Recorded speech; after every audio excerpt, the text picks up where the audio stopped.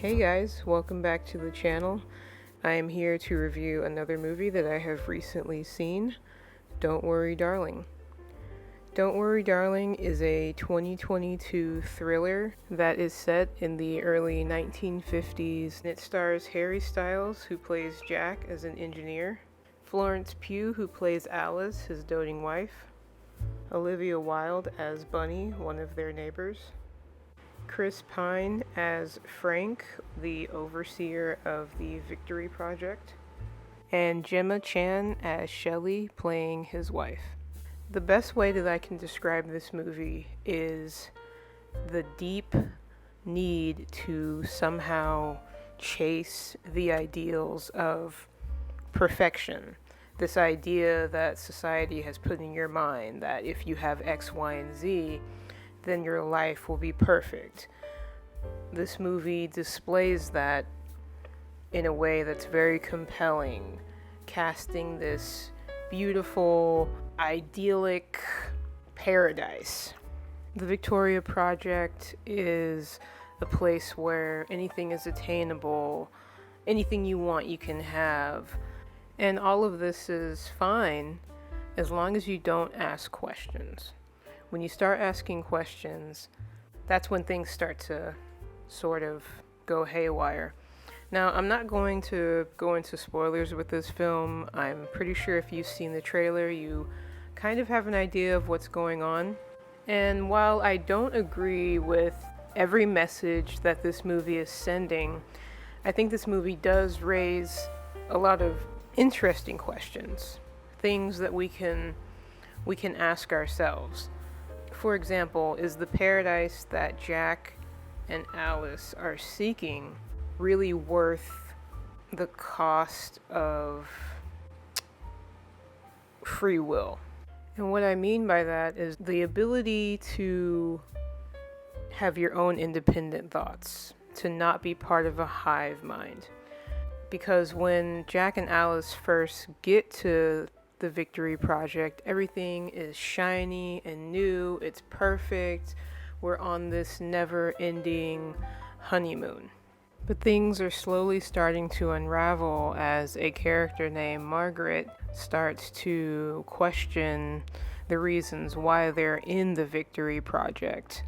And soon Alice finds herself tied to her overarching story as she begins to question her own reality and what exactly it is that brings her happiness and fulfillment in life. She starts to question her own motivations. What gets her out of bed in the morning? Are her motivations only tied to what her husband wants?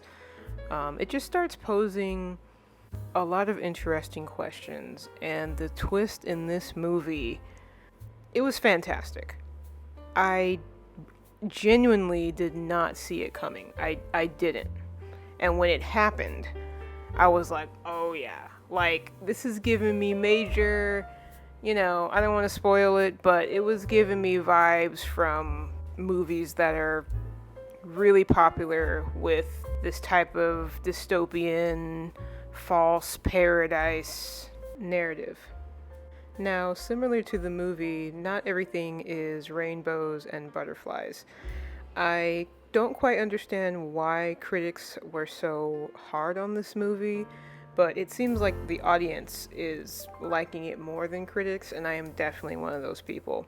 It's not perfect. Again, I want to reiterate that I don't agree with all of the messages that this film is trying to send, but for the ones that make you think about your own reality, I think those come through extremely well. One negative that I do have about this movie is that it's quick. It's a quick 2 hours and you're done, which is engaging for a thriller, but I feel like I wanted to spend more time in the Victory Project. I wanted more time with the characters.